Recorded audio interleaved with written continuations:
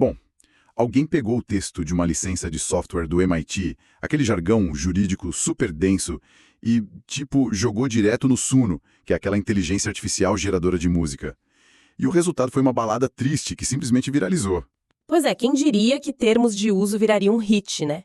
Isso mostra bem o poder absurdo que essa ferramenta tem. Exatamente. Por isso, na nossa análise profunda de hoje, a missão é desvendar o que está por trás do Suno. Vamos ver como ele funciona, as técnicas para a música não soar robótica e, claro, a tempestade de processos judiciais que ele está causando por aí. E para entender o Suno, eu gosto de pensar nele como um liquidificador musical. A gente coloca algumas palavras, escolhe um estilo e de repente sai uma faixa completinha ali. Só que corre o risco de sair uma vitamina meio genérica e sem alma, não é? Com certeza. Especialmente agora com o modelo V4, onde os vocais ficaram, quase indistinguíveis da voz humana. Mas o consenso nas fontes que analisamos é que, para evitar que a música fique genérica, a curadoria humana é o ingrediente principal. Então nada de terceirizar tudo para o chat GPT, certo? As letras precisam de intenção. Exato. Elas precisam contar histórias reais. E tem um conceito muito interessante dos produtores, que as fontes destacam, que é a matemática melódica do Max Martin. Ah, sim. Aquela técnica onde as linhas de versos precisam ter sílabas simétricas. Tipo, se a primeira linha tem 8 sílabas, a segunda tem que ter 8 também. Isso mesmo. E tem um motivo puramente mecânico para isso. A inteligência artificial converte o texto em tokens, e ela precisa encaixar isso numa grade rítmica. Entendi, então se a contagem for aleatória, o algoritmo meio que se perde. Totalmente. Ele entra em pânico. Começa a apressar as palavras ou arrastar a voz de um jeito super artificial só para forçar o encaixe na batida. Fica muito esquisito. Nossa, e isso liga com aquela regra sobre influência de áudio, né? Os tutoriais recomendam colocar acima de 75%. Sim, isso age meio que como uma coleira no algoritmo. Você limita a alucinação da IA, forçando a máquina a respeitar o ritmo da sua referência em vez de inventar uma estrutura do zero. Mas olha, eu fico pensando num paradoxo aqui. Se a gente precisa calcular sílabas matematicamente e colocar coleiras de porcentagem na máquina, a gente não está agindo de forma mais robótica do que a própria IA? É uma ótima provocação, mas essa estrutura rígida, na verdade, serve só como o trilho para o trem correr.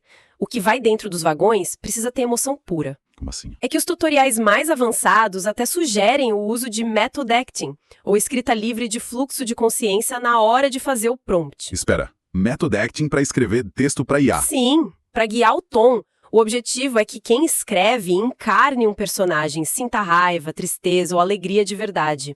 O sono é sensível ao vocabulário emocional, então a matemática da sílaba só garante que a entrega dessa emoção seja perfeita. Que ironia fascinante! A gente tenta injetar o máximo de humanidade na máquina, e é justamente essa fome da IA por dados humanos que está arrastando essas empresas direto para os tribunais. Com certeza! O choque com a realidade já começou. E olha que um estudo nosso mostrou que só 9% das pesquisas sobre áudio gerado por IA mencionam impactos negativos. A academia demorou a notar, mas a indústria da música já foi pra ofensiva. A RIA processou o sono por usar milhões de gravações protegidas no treinamento sem permissão, né? Isso. Mas, ironicamente, do outro lado do balcão, a Warner Music fez o oposto. Eles injetaram quase 500 milhões num acordo para abraçar de vez a tecnologia. Sabe o que isso parece? Para mim soa como um déjà vu da era do Napster.